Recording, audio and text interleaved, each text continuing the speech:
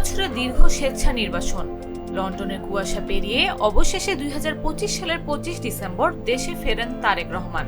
ফেরেন এক অস্থির রাজনৈতিক সময় এবং বদলে যাওয়া বাংলাদেশে, যা শত শত প্রাণের বিনিময়ে অর্জিত হয়েছে।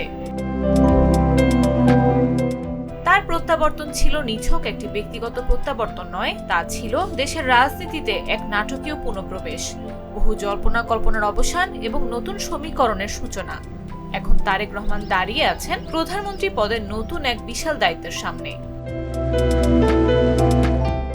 সংসদীয় সংখ্যাগরিষ্ঠতা নিয়ে সরকার গঠনের আগে নতুন নেতৃত্বের সামনে একদিকে যেমন জন আকাঙ্ক্ষা ও রাজনৈতিক প্রত্যাশার ভার, অন্যদিকে তেমনি রয়েছে জটিল ও চ্যালেঞ্জপূর্ণ অর্থনৈতিক বাস্তবতা। ক্ষমতায় বসার সঙ্গে সঙ্গেই তাদের যে বাস্তবতার মুখোমুখি হতে হবে তা কেবল একটি খাতে সীমাবদ্ধ নয়। আইন শৃঙ্খলা নিশ্চিত করা, অর্থনীতি পুনরুদ্ধার, সামাজিক স্থিতিশীলতা নিশ্চিতকরণ, আন্তর্জাতিক সম্পর্ক পুনর্গঠন এবং প্রাতিষ্ঠানিক সংস্কার, সব ক্ষেত্রেই দ্রুত, বিচক্ষণ ও দূরদর্শী সিদ্ধান্ত গ্রহণ অপরিহার্য হয়ে উঠবে।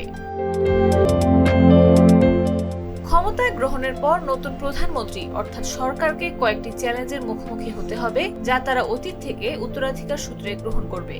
নতুন নির্বাচিত সরকারের সামনে প্রধান চ্যালেঞ্জকে 4টি ভাগে ভাগ করেছেন অর্থনৈতিক বিশ্লেষকরা।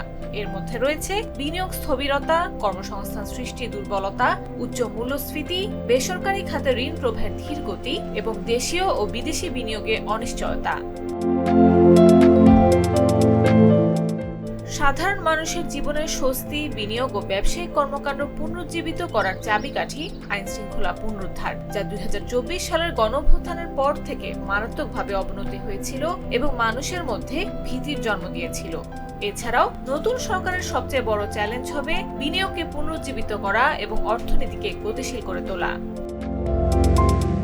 দীর্ঘদিনের রাজনৈতিক অনিশ্চয়তা বিনিয়োগকারীদের আস্থা ক্ষয় করেছে এবং এটি দ্রুত দৃঢ় পদক্ষেপের মাধ্যমে পুনঃপ্রতিষ্ঠা করা একান্ত প্রয়োজন বলেও মত অর্থনৈতিক বিশ্লেষকদের। এছাড়াও দারিদ্র্য, কর্মসংস্থান, আর্থিক খাতে শৃঙ্খলা ফেরানো, রাজস্ব আয় বাড়ানো সহ বাজেট ঘোষণার মতো বড় বড় চ্যালেঞ্জ রয়েছে সরকারের সামনে। রয়েছে কূটনৈতিক চ্যালেঞ্জও। বিশেষজ্ঞরা বলছেন, রাজনৈতিক স্থিতিশীলতা ও অর্থনৈতিক স্বার্থ সুরক্ষার জন্য পররাষ্ট্রনীতিতে দ্রুত, সুপরিকল্পিত ও ভারসাম্যপূর্ণ সংস্কার গ্রহণ করা জরুরি।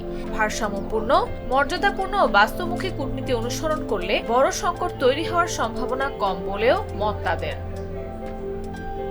নিউজ ডেস্ক, জাগো নিউজ।